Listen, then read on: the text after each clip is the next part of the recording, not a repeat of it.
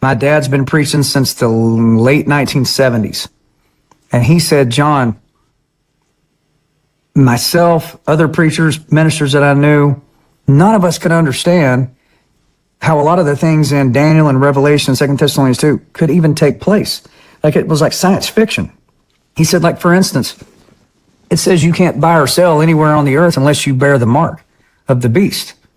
He goes, well, how in the world, we're thinking, would you be able to monitor every single person on the face of the earth? That's impossible. That sounds funny to us now, right? Because of course you can monitor every single human being on the face of the earth. Of course you can. They're doing it right now.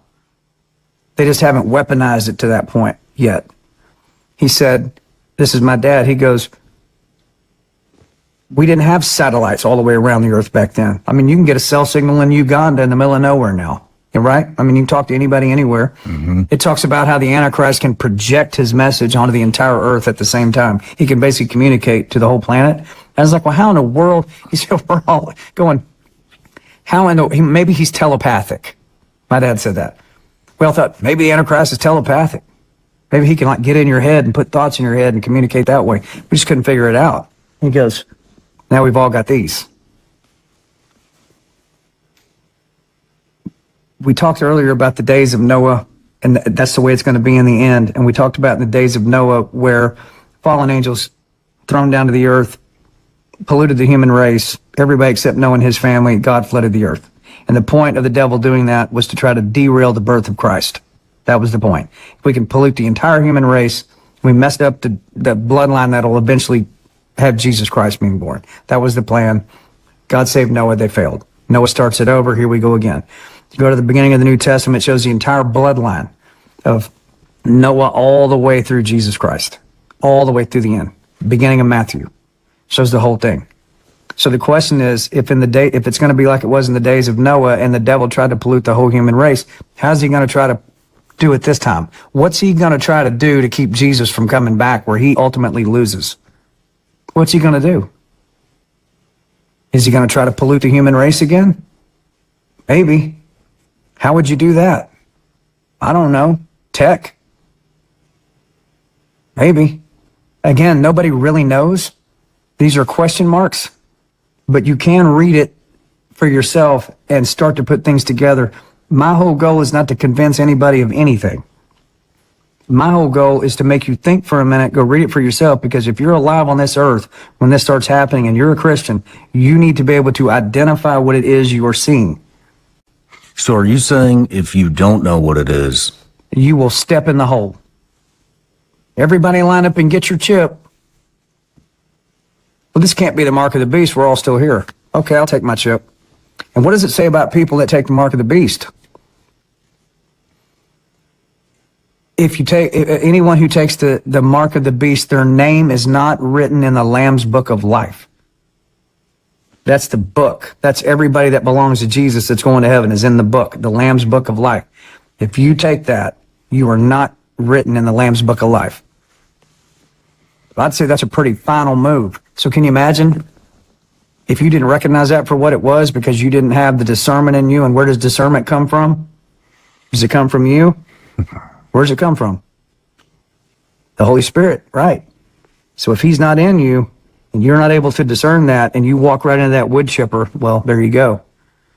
People need to think about that, because, I mean, I'm telling you, with AI coming on board like it is right now, we're not that old. Very good chance. If we live out our years like we're supposed to, I think we see it. I think about it all the time. I think we're going to see it. And I think that's why you're seeing a revival happen amongst people. I think that's why on my little tiny scale, I get hit with particular songs which allow certain conversations to happen. I get to sit with guys like you and talk about it in front of millions of people, get them to think about it. That's my little role. Because I think it's upon us. I think it's coming. Shalom, shalom, Israel. First and foremost, I want to give all honor, glory, and praise unto Yahawah, Ba'ashem, Yahawashi, Ba'ashem, Rukwak, Wadash, double honors to the elders and apostles of Great Millstone. Shalom to the mighty Ak and Wathim, who are diligently waiting to be delivered from this final captivity.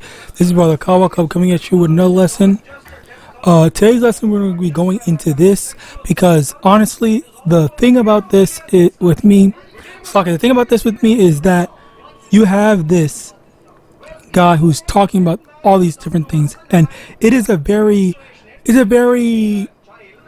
good, important thing to think about. And it's not just for someone like him, but something for all of us to think about in general. But at the same time, it's not necessarily something for the prophets to think about, because for us, we are already in the know. We're not worried about this. We're not thinking like, oh, how is he going to do this? How is he going to do that? Because honestly, for the most part, we already know the general consensus of like what's going to happen, how is it going to happen, what is this, or what's the exact, not necessarily exact plans, but like the general plans. All right, where we're not going to be wondering, oh, like how are they going to implement it, how is this going to happen? Because that was the thing before I came into this truth. I was thinking about that myself, where I was thinking like, how is everyone going to accept the MOTB? Oh, did I say the actual word? Slocky. How is everyone going to accept the thing when everyone already knows, what it is and what to look out for? Like it's like you're dumb if you actually allow yourself to be tricked into doing it. All right. So with that in my mind, all right, I'm over here thinking like, okay, well, there's no real danger, there's no real threat. Like how are we going to make this, or how is the Lord going to make that into a threat? How is the Lord going to allow Esau to be able to deceive so many people? And the answer to that, in all honesty, is just the gradual degradation of the people. Because honestly, 20 years ago, maybe 30 years ago, people were more alert and people were more connected to attempting to want to be spiritual compared to now, where people are a lot less spiritual. Now, one thing I will agree with, which sounds like a contradiction, is that there is a very big spiritual awakening among people, where there are lots of general people that are kind of like awakening to some sort of spirituality, be it, okay, well, I'm going to take Christianity seriously, I'm an Israelite, or I'm this, I'm that, or I'm a Muslim, or all these different types of stuff, where there are people that are looking to find spirituality in something. But the issue with that is that those types of that spirituality isn't very apparent in the grand scheme of things. Like there may be some outliers and stuff like that, but it's not the main thing. The main populace, all right, they are primarily just degrading into base, moralless people. All right, like they don't care about, okay, well, what's the right thing to do, or what should I do? Do I want to do this, or is this the right thing to do? Do I want to follow this type of philosophy and doctrine? And as a result of that, this is where we are at currently with morality. All right. Now, continuing on, I want to get some precepts. 2 Ezra chapter 9 verse 1, he answered me then and said, measure thou the time diligently in itself, and when thou seest part of the signs past which I have told thee before, then shalt thou understand that is the very same time wherein the highest will begin to visit the world which he made. And that's the thing, where we are aware of all the things that's going on, and when stuff like this is happening, we are the watchmen. Let me actually get that as well. In Jeremiah chapter 16. Jeremiah chapter 6 verse 17. Also I set watchmen over you, saying, hearken to the sound of the trumpet. And they said, we will not hearken. Basically, the main point here is that the Lord set watchmen, and the watchmen are the prophets that are telling you, hey, this stuff is happening, this stuff is going to lead into this. Like an example is, look at the jab. All right, that might not have been the MOTB, but it was a rehearsal to the MOTB, simply because everyone was required to get it, quote unquote required. All right, quote unquote required. All right, in the sense of, if you don't get this, then you're not allowed to work. You're not allowed to come inside certain things. You're not allowed to buy these types of stuff. Like they had all these different things where they were rehearsing, trying to do this type of stuff. Where even people were actually starting to think this is the MOTB. But I will say I never believed that it was MOTB. I always knew, like, you know what, this is definitely not it. But it is the rehearsal, and I even said that in my old videos. I don't remember how. You can find it if you want to, but I always said that that's not the MOTB. It's just like the precursor to the thing, all right? Because as a result of that, you have these people that are going to. You have these people that are going to, eventually think, okay, well, just like with the C9V, right? Just like with that, people are following after the government thing, like, okay, well, I'm going to go and do this because during this time they told us to do this and it worked out. It worked out for us, even though it didn't actually work out. And so many people had died, so many people had suffered as a result of that. And there was a whole documentary dedicated to that. The documentary is called "Died Suddenly." You can just Google it. I'm pretty sure it's. Delusionary world that you're saying something happened like this in the past. I'd like you to give me some historical record. Yeah, 2022. I'm not gonna say that word. A film directed, and they basically went into a whole bunch of stuff. All right. So yeah, basically, this is a documentary about that, and there's a whole bunch of people that were basically just dropping dead, and it's like all the signs point to, yeah, this was not the right thing to do, especially with a bunch of people. Like there was what's it called? There was this football player, randomly. Listen, I'm answering right now. Please listen, I'm answering right now. I am dealing with serious issues in life, and you want to play pop quiz. Do I know? Don't I? There was literally football. Please listen. No, it was Please listen. cardiac arrest while they were on the field. Please listen.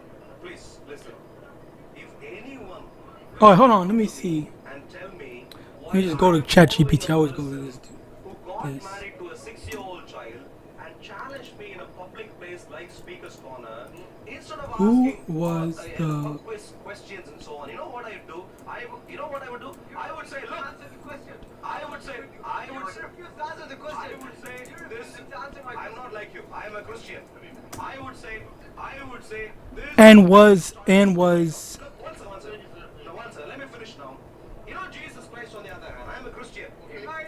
Jesus Christ, on the other hand, was so noble that he came to this world for the purpose of saving you and saving him.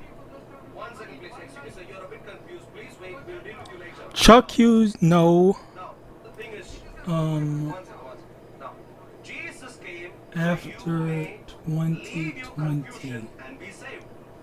He was so focused on his purpose, which is eternal redemption. Okay, let me see if this is it. Not even have time to get married to one eligible, similar age In person. America. God damn, trash ass AI. Of respect. Not someone who was going around trying to find out who to get married to next. Which 6-year-old child will fall for me? Okay, I'm not even gonna. I'm done. I'm not gonna. It's too much work for something so, like, I'm good. Okay. Anyway, as I was saying, No, but when you leave Islam, don't let's go to and therefore you will, this. carefully, you will leave Islam. If you think through carefully. Because Christianity and the Bible is a corrupt book. No, ignore it. 2 Corinthians chapter 2 verse 11, lest Satan get an advantage of us, for we are not ignorant of his devices. So basically with this, you have this person who was you have this guy who was talking about how, he doesn't know how all this stuff's going to happen, how all this stuff is going to go down. But the thing about this is, the thing about this is how, we basically kind of have the general idea. Slocky, I should have implemented that when I was talking prior. That's my fault. But yeah, I basically already explained how we are aware of the tactics that Esau is going to use in order to make this stuff happen. All right, so yeah, we're not unaware of what's going to happen. We are aware. We see how things. We see the patterns. We see the tactics, and the Lord reveals His secrets unto His prophets. Even then, which is what this guy said. He said, the Holy Spirit is going to be the thing that guides you to be able to tell, okay, well, I'm not going to do this, or I'm going to do this, or I'm going to do this, or I'm going to do that, or I'm going to or being able to understand certain things. Okay. Next, Psalm 37, verse 24. Though he fall, he shall not be utterly cast down, for the Lord upholdeth him with His hand. And that's the thing where, for us, even when things get bad, we don't need to worry, because the Lord is not going to allow us to fully fall down or fully succumb to any destruction. Okay. Now Isaiah chapter 24 verse 18. And it shall come to pass that he who fleeth from the noise of the fear shall fall into the pit, and he that cometh up out of the midst of the pit shall be taken in the snare. For the windows from on high are open, and the foundations of the earth do shake. And basically, to end it off, it's just the fact of the matter is that in terms of the judgment, the up and coming judgment, the Lord is going to judge these people. And at the end of the day, while we want to be delivered, we want to make it through certain instances and certain hardships. The fact of the matter is that we're not fully able to deliver ourselves, basically, where even for a majority of people, no matter what they do, they will not be able to deliver themselves. They will not be able to be saved. They're going to just die. All right. And that is the reality of it, where even for the elect, specifically, the elect are actually just done for, because